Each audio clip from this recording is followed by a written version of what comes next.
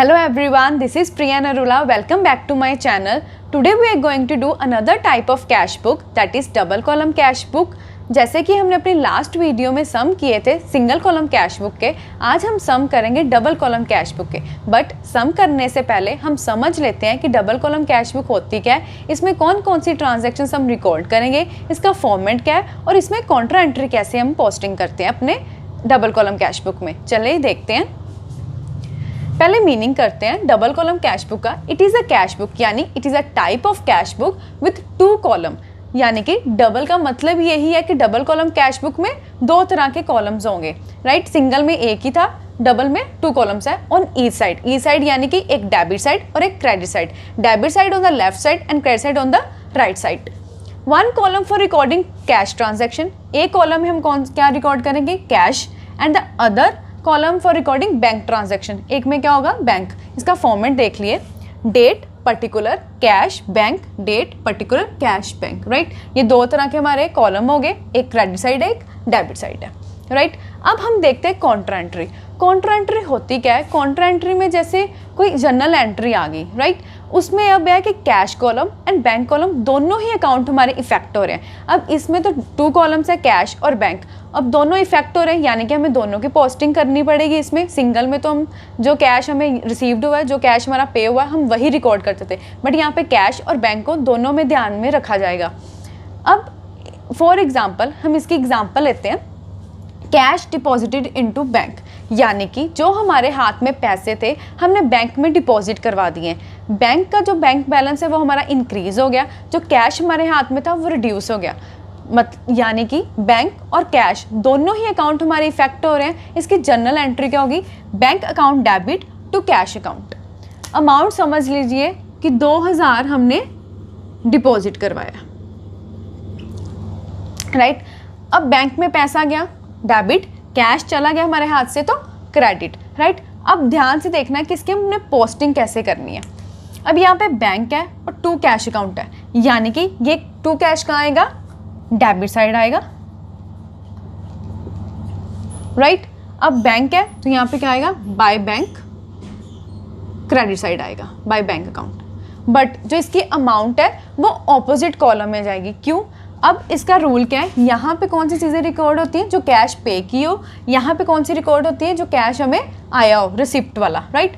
अब हमें बैंक में पैसे आए, कितने आए, 2000, लिखेंगे हम टू कैश अकाउंट, पर अमाउंट कहाँ डालेंगे, ऑपोजिट कॉलम में, बैंक में, क्योंकि हमें बैंक में रिसीव्ड हुए हैं। यहाँ पे हमारे कैश पे हुआ है, हमने हमारे हाथ से चला गया, तो यहाँ पे बैंक अकाउंट लिखेंगे, अमाउंट कहाँ जाएगी, कैश कॉलम में, यानी कि 2000, राइट। ये हमारी होती है कॉन्ट्रा एंट्री कि हमने इसको कैसे रिकॉर्ड करना है अपने डबल कॉलम कैश बुक में, राइट। अब आपको समझ में आ गया होगा इसका कंसेप्ट क्या है, फॉर्मेट क्या है और कॉन्ट्रा एंट्री हम इसको कैसे रिकॉर्ड करते हैं। चलिए अब एक हम सम करते हैं इसका। सो गाइस चलिए अब हम सम करते हैं। जैसे कि आपको मेरे हाथ में एक पेज नज़र आ रहा होगा, इसमें सम लिखा हुआ है, मैं साथ साथ में नरेट करूँगी और वीडियो में आपको मेरे राइट हैंड साइड पे भी पेज नज़र आ रहा होगा, आप वहाँ से सम देख सकते हैं। So let's proceed with sum. पहली हमारी ट्रांजैक्शन है, ये बात है 2017 की, जनवरी 1।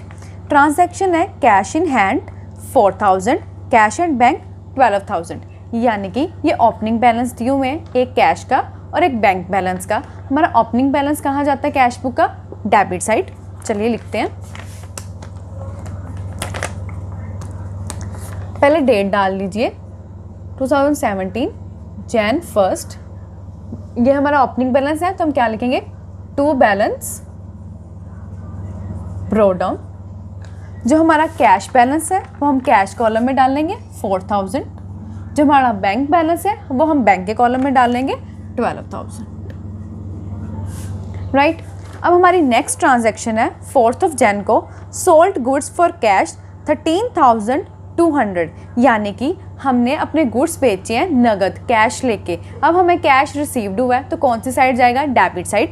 तो लिख लीजिए Jan 4 टू सेल्स।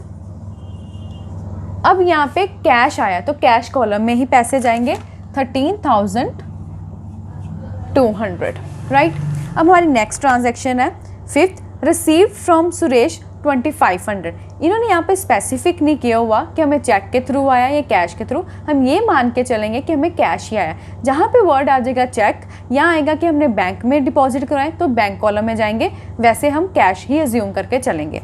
अब उन्होंने बोला रिसीव फ्रॉम सुरेश, यानी कि हमें कैश रिसीव्ड हुआ है। कैश रिसीव्ड हुआ है तो कौन सी साइड जाएगा? Debit side. तो लिख लिए Jan 1 किसने हमें दी है? सुरेश ने। कितने हमें रिसीव्ड हुए कैश? 2500, राइट। अब नेक्स्ट है 6 Jan को received cheque from Ravi and immediately deposit into bank 6400। अब चेक से हमें पैसे आए तो उसी टाइम में वो बैंक में डिपॉजिट हो गया 6400। अब हमें रिसीव्ड हुआ है तो कहाँ जाएगा? Debit side. और बाय चेक हुआ है तो अमाउंट कहाँ जाएगी? बैंक कॉलम में। अब हमें दिए किसने पैसे? रवि ने, तो यहाँ जाएगा टू रवि। कितने हमने रवि ने दिए पैसे? बैंक कॉलम में जाएंगे क्योंकि हमें बाय चेक रिसीव्ड हुए, राइट। अब नेक्स्ट आ गया 7th, salary pay to office staff by cheque 7600। अब हमने सैलरी पे किया है यानी कि कैश पेमेंट हुआ है। कैश पेमेंट है तो क्रेडिट साइड जाएगा, लेकिन हमने उसको पे किया है बाय चेक। बाय चेक के तो पैसे कहाँ जाएंगे? बैंक कॉलम में। तो लिख लें Jan 7 बाय सैलरी अकाउंट, कितने हमने उसको बाय चेक पैसे दिए? 7600, राइट। अब नेक्स्ट आ गया paid Sudhir by cheque 5000। Again cash payment है तो क्रेडिट साइड जाएगी, बाय चेक के तो पैसे जाएंगे बैंक कॉलम में। लिख लें Jan 10 किसको हमने पे किए? सुधीर को, बाय सुधीर। कितने पैसे दिए हमने उसको? 5000, राइट। अब नेक्स्ट है 12 Jan paid for travelling expenses 1200, यानी कि हमने पेमेंट की है। यहाँ पे भी बाय चेक वर्ड नहीं है तो यहाँ पे भी बाय चेक वर्ड नहीं है तो कहाँ पे जाएंगे पैसे? कैश कॉलम में जाएंगे। एक्सपेंसेस है, पे किए हैं तो कैश पेमेंट कहाँ जाएगी? Credit side. तो लिख लेंगे Jan 12 बाय ट्रैवलिंग एक्सपेंसेस। कितने हमने उसको दिए? 1200, खर्चा हमारा 1200। अब नेक्स्ट आ गया 15 Jan कैश परचेजेस, यानी कि हमने नगद कोई गुड्स को खरीदा है। अब कैश गया है हमारा, फिर हमने पे किया है तो कहाँ जाएगा? क्रेडिट साइड, क्योंकि कैश पेमेंट का है। परचेजेस तो यहाँ लिख लेंगे Jan 15 by purchases. Cash purchases है तो कैश कॉलम में पैसे जाएंगे 8000, राइट। अब नेक्स्ट है 16 Jan। अब ये कॉन्ट्रा एंट्री है, कैश डिपॉजिटेड इनटू बैंक, यानी कि हमने कैश डिपॉजिट करवाया बैंक बैलेंस हमारा इंक्रीज हो गया और कैश जो हमारे हाथ में था वो रिड्यूस हो गया, पर दोनों अकाउंट हमारे इफेक्ट कर रहे हैं तो कॉन्ट्रा एंट्री है। कितने के हमने डिपॉजिट कराया बैंक में? 10,000। हमारी एंट्री क्या थी? मैंने आपको बताया bank account debit to cash account, क्योंकि बैंक बैलेंस हमारा इंक्रीज हुआ है तो क्या होगा? डेबिट। कैश हमारा रिड्यूस हुआ है तो क्या होगा? क्रेडिट। कितना हमने डिपॉजिट कराया? 10,000। अब इसकी पोस्टिंग करेंगे। टू कैश अकाउंट है तो कहाँ जाएगा? डेट क्या इसकी? Jan 16 to cash account, but amount कहाँ जाएगी? बैंक कॉलम में, क्योंकि बैंक कॉलम में हमें पैसे आए हैं। नेक्स्ट इस साइड भी आएगा हमारी। अब यहाँ क्या जाएगा? बाय बैंक, यानी कि हमारा कैश चला गया तो पैसे कहाँ जाएंगे? कैश कॉलम में। कितने? 10,000। बस इसी तरीके से हमें कॉन्ट्रा एंट्री की पोस्टिंग करनी है। अब नेक्स्ट आ गया 20 Jan कैश सेल्स, यानी कि हमने कुछ गुड्स या कोई हमने चीज़ बेची होगी उससे हमारा कैश आया है, रिसीव्ड हुआ है तो कहाँ जाएगा? Debit side. कैश है तो कैश कॉलम में ही पैसे जाएंगे। तो हम लिख लेंगे Jan 20 to sales account 15,100, right. अब नेक्स्ट है 20 Jan की बात है, transaction purchased machinery and payment made by cash 6,800, यानी कि हमने मशीनरी परचेज की है और पेमेंट बाय कैश की है। बाय कैश की है तो पैसे कहाँ जाएंगे? कैश कॉलम में। पेमेंट है तो कहाँ जाएगा? Credit side. तो लिख लें यहाँ पे Jan 20 बाय मशीनरी, जो मैं शॉर्ट फॉर्म में लिख रही हूँ मशीनरी 68 800 कैश कॉलम में, राइट। अब नेक्स्ट है paid wages for erection of above machinery, यानी कि जो हमारी मशीनरी है उसकी हमने वेजेस पे किए हैं, उसके जो हमने अबव जो परचेज़ की थी मशीनरी 400 रुपये उसकी वेजेस हमने पे की है, यानी कि ख़राब होगी उसको हमने लेबर बुलाई ठीक करने के लिए। वेजेस क्या होती है हमारी दिहाड़ी जो हम लेबर को देते हैं, वो हमने 400 रुपये उसको पे किया तो कहाँ आएगा क्रेडिट साइड, तो लिख लें Jan 21। अब यहाँ पे भी बाय चेक नहीं है तो कहाँ जाएंगे पैसे, कैश कॉलम में, बाय वेजेस 400, राइट। अब नेक्स्ट है, ये भी ध्यान से देखना, 22 Jan withdrew from bank for office use. अब हमने पैसे निकलवाए हैं बैंक में से, कोई हमें ऑफिस यूज़ की ज़रूरत थी 7500, राइट।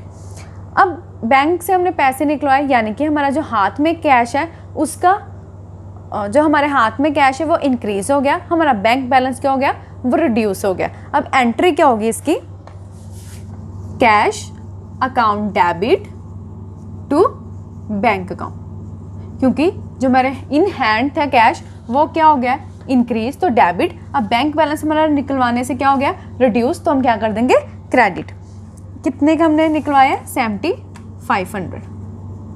अब दोनों अकाउंट इफेक्ट हो रहे, यानी कि काउंटर एंट्री है, तो टू बैंक अकाउंट है तो यहाँ चला जाएगा 22 को टू बैंक अकाउंट, राइट। अब बैंक अकाउंट है बट अमाउंट कहाँ जाएगी, कैश कॉलम में, क्योंकि हमें कैश रिसीव्ड हुआ, तो अब बाय कैश यहाँ चला जाएगा Jan 22 by cash account, but पैसे कहाँ जाएंगे बैंक कॉलम में, क्योंकि यहाँ से हमारे चले गए, पेमेंट होगी 7500 की, राइट। ये हमारी दो तरह की काउंटर एंट्री थी। अब नेक्स्ट है 23 received a cheque from Anil and deposited into bank 4600, यानी कि हमें चेक रिसीव्ड हुआ है, बैंक के थ्रू हमें पैसे आए हैं और उसी टाइम उसने बैंक में डिपॉजिट करा दिया। रिसीव्ड हुआ है तो कौन सा केस है, डेबिट साइड, चेक वर्ड है तो पैसे कहाँ जाएंगे बैंक कॉलम में। ये हमारा आ गया Jan 23 टू अनिल, कितना 4600, राइट।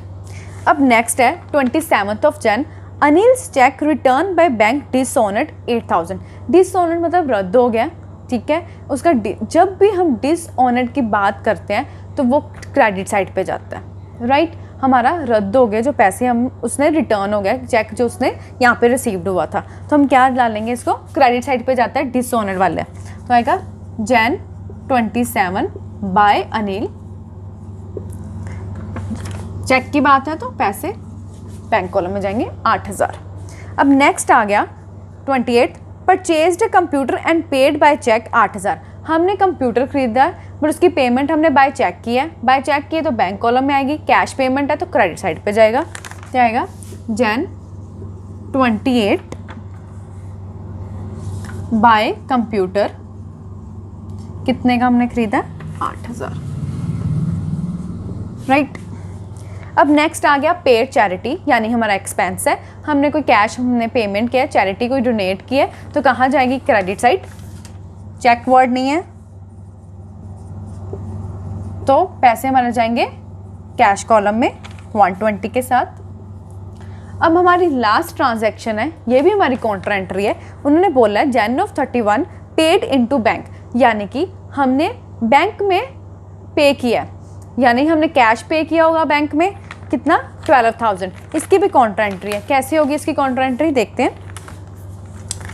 पेड इनटू बैंक, यानी बैंक में गया, सेम इसी तरह की एंट्री आएगी, बैंक में पैसा गया, bank account debit to cash account, हमारा कैश जो है वो रिड्यूस हो गया, बैंक में हमारे पैसे चले गए। कितने पे किए हमने 12000,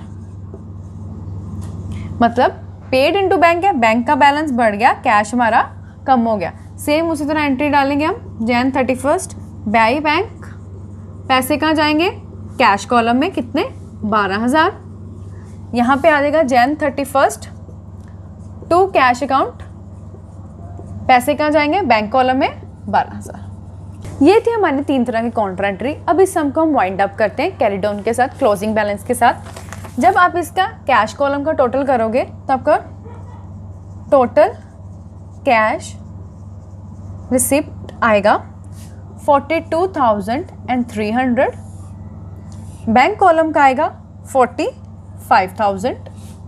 जब हम इनका टोटल करेंगे यानी कि टोटल कैश पेमेंट, इनका हमारा आएगा 38,520, इसका आएगा 32,700, राइट।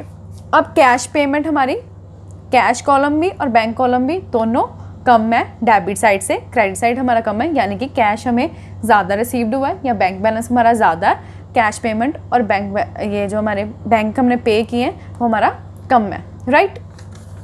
अब हम क्लोजिंग कैसे करेंगे, नेक्स्ट मंथ की डेट डालनी होती है, यानी 1 Feb, by balance carry down. इन दोनों का कैश कॉलम के साथ कैश कॉलम का डिफरेंस करोगे, बैंक कॉलम का बैंक कॉलम के साथ डिफरेंस करोगे, राइट।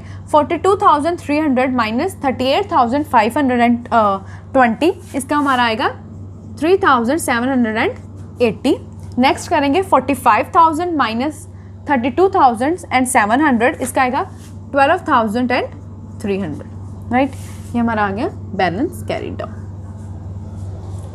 सो गाइज, ये था हमारा double column cash book. I hope आपको सारा कंसेप्ट समझ में आ गया हो और आपको तीनों तरह की काउंटर एंट्री पर पता लग गई होगी कि हमने डबल कॉलम कैश बुक में उसको कैसे रिकॉर्ड करना है। हम अपनी नेक्स्ट वीडियो में करेंगे पैटी कैश बुक का कंसेप्ट। सो आज के लिए बस इतना ही। See you in the next video. तब तक के लिए bye bye, take care and have a good day.